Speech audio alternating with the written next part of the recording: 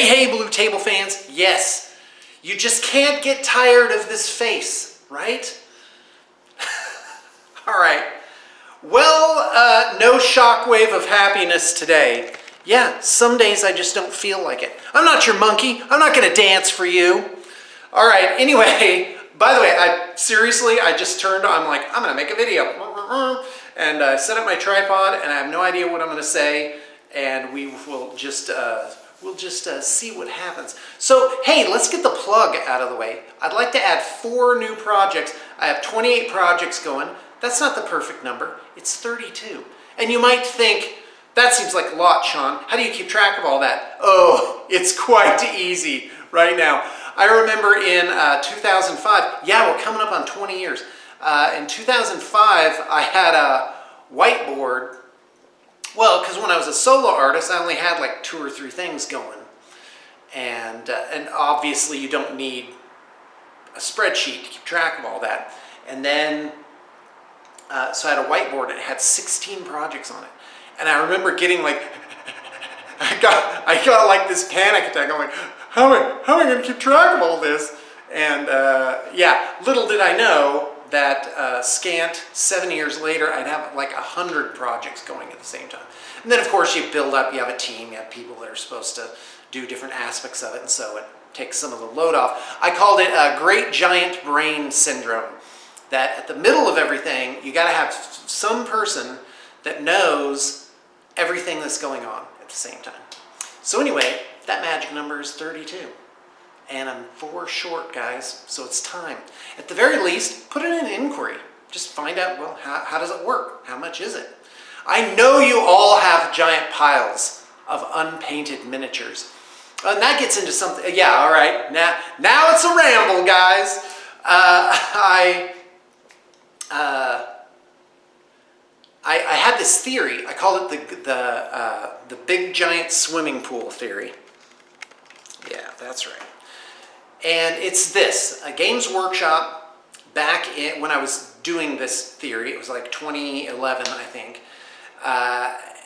it was that Games Workshop had a year where they sold $200 million worth of miniatures. And I was just like, that's a lot of miniatures.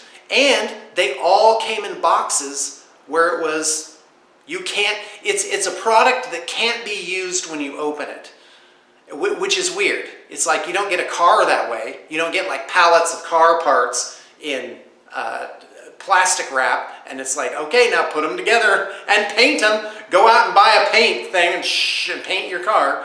So anyway, my theory was that for every $1, there was at least $2 of service that needed to be done.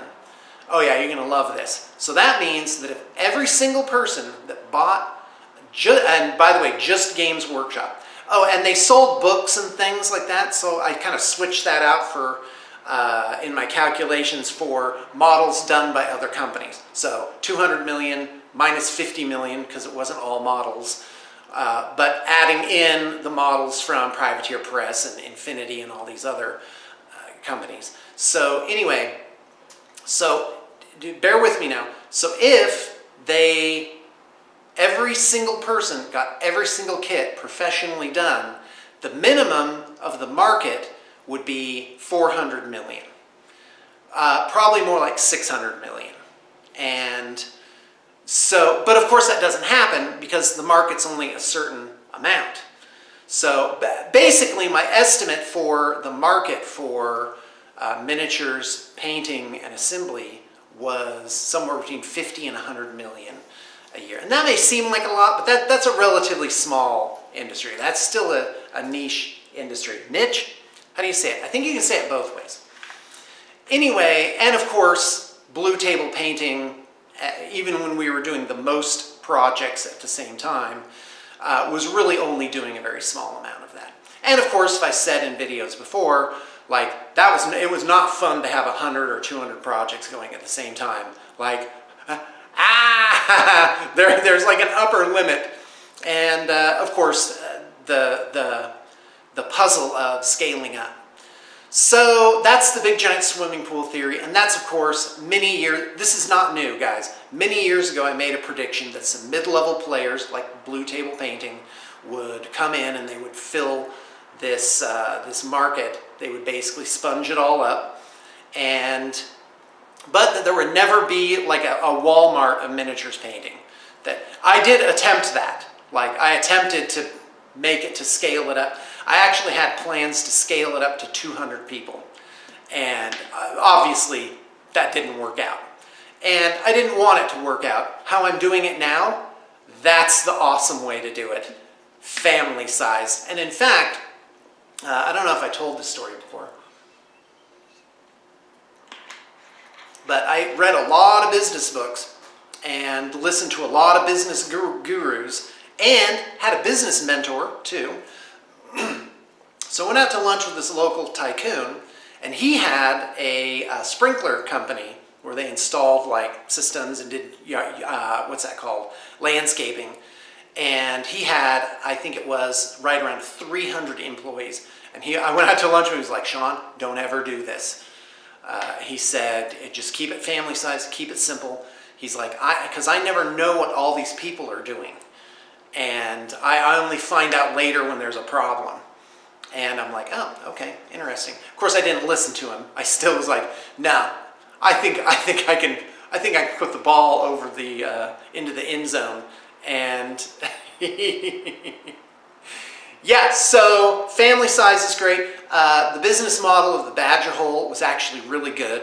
And I got to tell you, do I have weird hair stuff? Yeah, as usual. That the Badger Hole was actually, because I looked back and I'm like, well, when was I having the most fun? When was I really enjoying myself? When was it really working out? And it was the Badger Hole. I mean, it was so fun. I would come into work. It was in this basement, ergo the hole, and you would go in the back and like go down. It was like almost like a maze to even find it. So it was these little oddball offices with no windows in the basement. They were nice. And there was like a break room and nice bathrooms and everything. But anyway, I'd go into work and there would be Sarah, and we would have like a good time. We'd just talk about life while we were doing our work. And in the other room, there was Brig and Ren, and they were just watching Dragon Ball Z and assembling models. They were having a good time. And we would go across to the gas station to get some snacks, and we would go to Chinese, there's a hole-in-the-wall Chinese food place. There's videos of all this if you go back far enough. That was like 2008, and it was good. It was good times. So anyway, all right, well, enough of that ramble.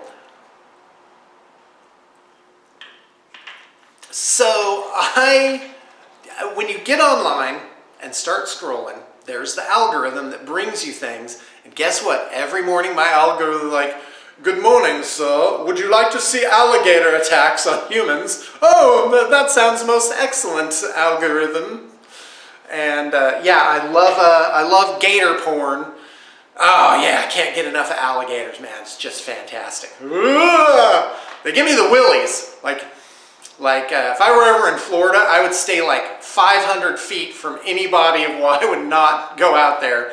Even if I went to like a public swimming pool, I'd be like 12 feet away and like scanning the whole thing to make sure it was safe. My oldest daughter, when she was like 5, I was watching the Sci-Fi Channel, and she comes in and she's watching, and there was like a preview for this movie, and this woman, like I think she's having like a nightmare or something like that, and she dives off a diving board, and this giant alligator comes out and just chomps her whole.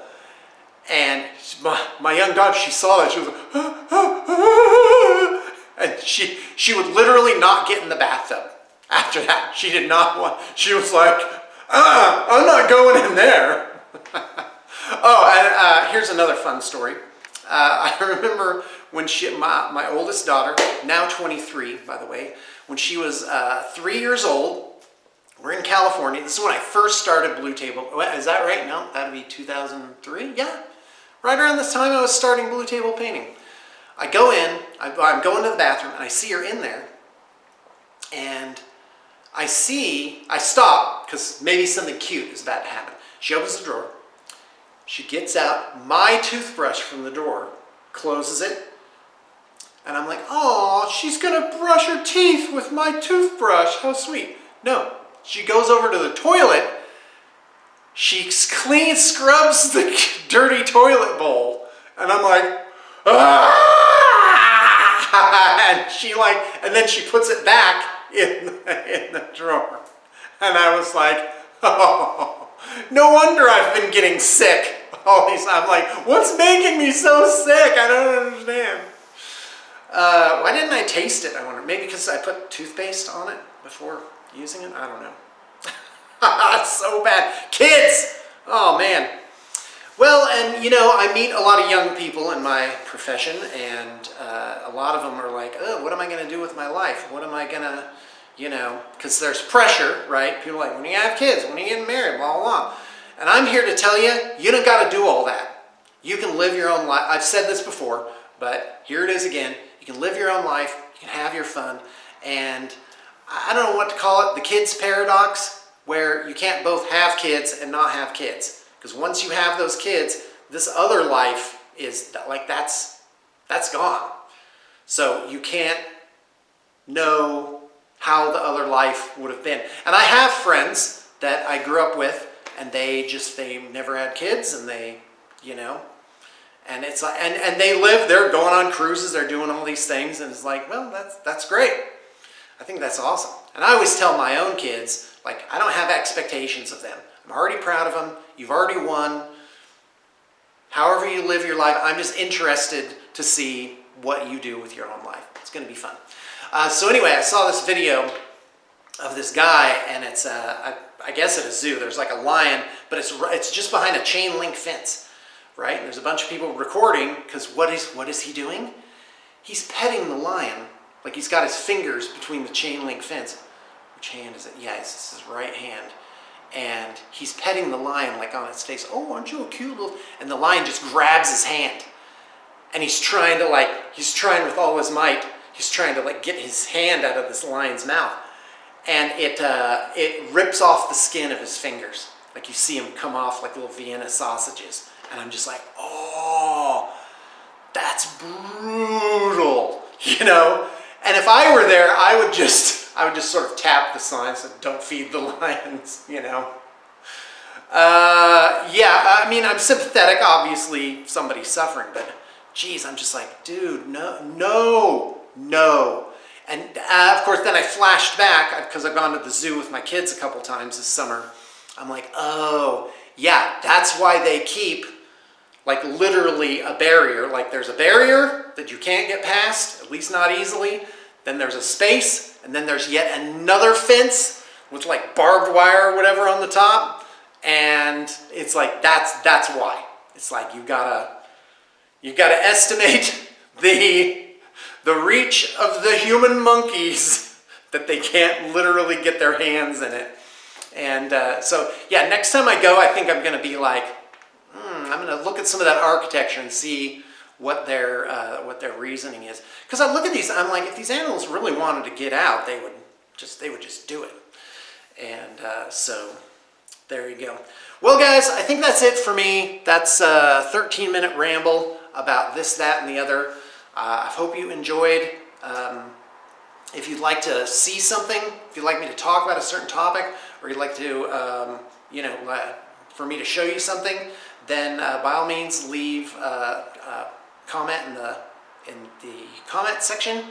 Oh, one more thing. So I haven't done battle reports for like a while, and that's going to change soon, because battle reports are important, and I think I just got to a point where it was like, well, you know, I don't need to do all that stuff. But we are inspired for 10th edition. We're excited for it. And we've been looking at the different news things as they come out.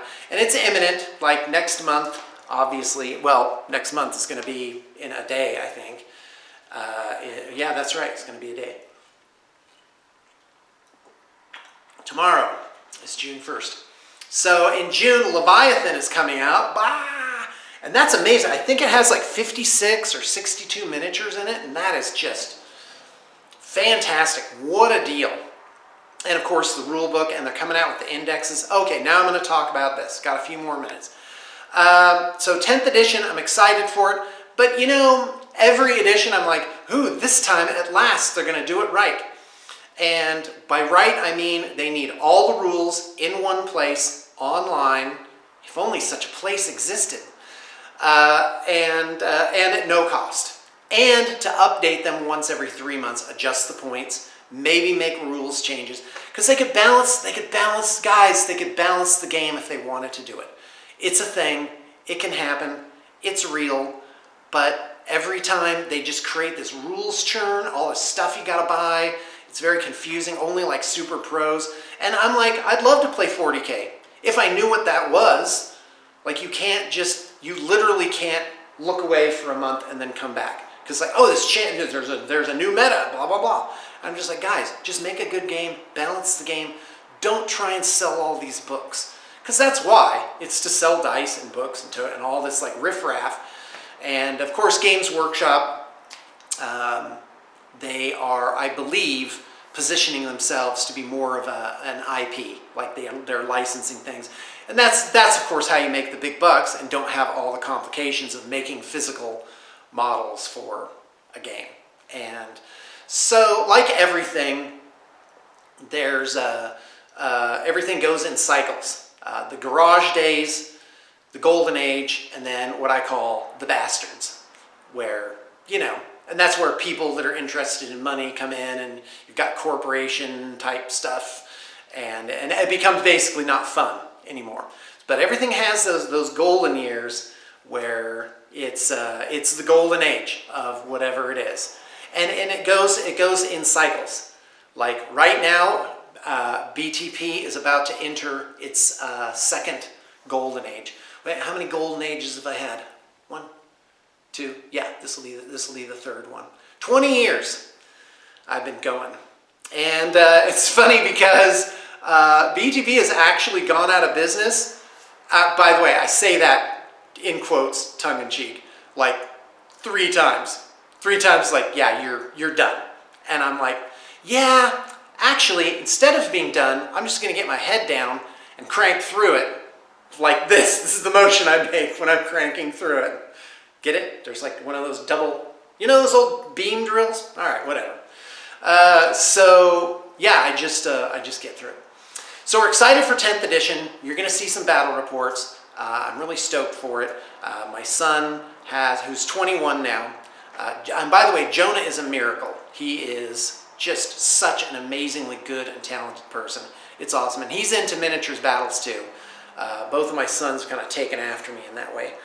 Of course, they play video games, which I don't and can't, because if I do, that'll be the end of my life. That's all I'll do. I'll just play video games all day long. And what I was going to say is, yeah, he's got his Dark Angels. I have my Catachans still. And then Griffin, who's 18 now, he's got his Tyranids. But we're all going to be doing a second army. So we're really excited about that. I don't know what I'm going to do. I will probably do Eldar again, my first love. And Jonah is looking at Custodes, and Griffin is undecided. Don't know what he's going to do yet. But we are definitely going to get some battle reports done, some smaller ones. Apparently there's a, well, and the thing is, like the competitive side of the game, that's great. I did that with my Necrons, and I totally get it. And but frankly, that's not for me. I'm going to do the storytelling end of things. Now, the other thing, like 10th edition, yeah, I want to talk about this for a minute. I'm looking at what they're doing, the rules changes. First off, they're depowering the game. All the armies are coming down. Of course, everybody's flailing around and complaining that they ruined their faction. It's like, well, yeah, but guess what? Everyone's getting ruined, and because they couldn't let the power creep go, so they got to get rid of the power creep. They got to deflate that. They got to get rid of the rules creep, like just so many rules. Stratagems. If you're going to play this army, here's the 50 stratagems they have. Be sure you know all of them and when to do them. And it's like, that's just not fun. So apparently they're making like a different version of the game. They've always had open play, narrative play, which is what we're gonna do, and that's fun. I think the last bat rep we did was like Catachans versus the Tyranids, and I just made up a scenario as I was setting up the thing. I was like, okay, you got these 6 things, and that's how you win. And that's definitely what we're going to do. Because I can't be I can't be a vanguard tactics, you know. I just don't have the inclination to do that. Well, you never know. Maybe it'll happen. Oh no, I'm at 20 minutes. It's going to cut it off into a smaller video. All right. Thanks, guys. Bye.